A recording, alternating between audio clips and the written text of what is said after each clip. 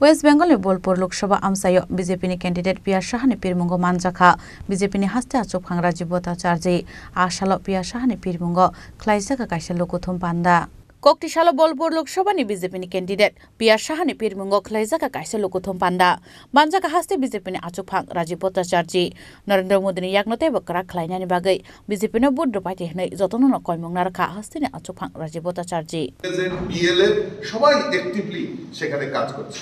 আমি জানি আমাদের এই বোলপুরে গতকালকে আমি বসেছিলাম আমাদের কোর টিমের সঙ্গে, মাননীয় সভাপতি থেকে আমি যে জিনিসটা জানতে পারলাম যে আপনারাও অক্লান্ত পরিশ্রম করছেন যে এই জিনিসগুলিকে, এই যে মানুষের স্বতঃস্ফূর্ততা সেটাকে ভোটে কনভার্ট করার জন্য আপনারাও পরিশ্রম করছেন।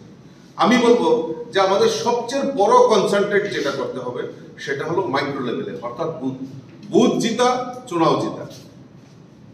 এই জিনিসটা আমাদেরকে সংকল্প নিয়ে কাজ করতে হবে। বড় বড় মিটিং বা বড় বড় স্ট্রিট কর্নার সেগুলি তো থাকবেই, সেটা প্রচারের একটা অঙ্গ, কিন্তু তার পাশাপাশি মেইন যে জিনিসটা করতে হবে সেটা হলো মাইক্রো লেভেল ওয়ার্ক। এই মাইক্রো লেভেলে ওয়ার্ক মানেই আমাদের বুথের মিটিং, বুথে সঠিকভাবে যাওয়া, বুথের লোকগুলোকে মোবাইলাইজ করা এবং সেখানে পুলিং এজেন্ট স্ট্রংলি এরকম যাতে আমরা করতে পারি।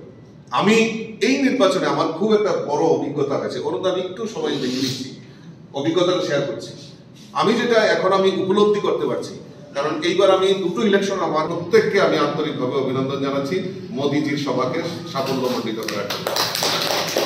আমি জানি যে আপনারা অনেক প্রতিকূলতার মধ্যে আপনারা কাজ করছেন। আমাদের ত্রিপুরা রাজ্য কম নয়, আমরা ত্রিপুরা রাজ্যেও সংঘর্ষ করে 2018-তে প্রথমে আমাদের সরকার হয়েছিল এবং 2023-এ সদ্য আমাদের নির্বাচন, বিধানসভা নির্বাচন হয়েছে, সেখানেও আমরা দ্বিতীয়বারের মতো সরকার আমরা গঠন করতে পেরেছি। সেখানে অনেক কার্যকর্তার বলিদান সেখানে সাক্ষী হয়ে রয়েছে।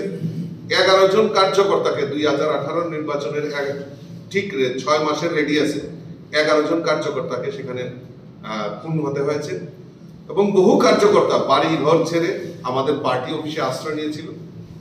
আমার নিজের নামেও 11টা মামলা এখনো চলছে।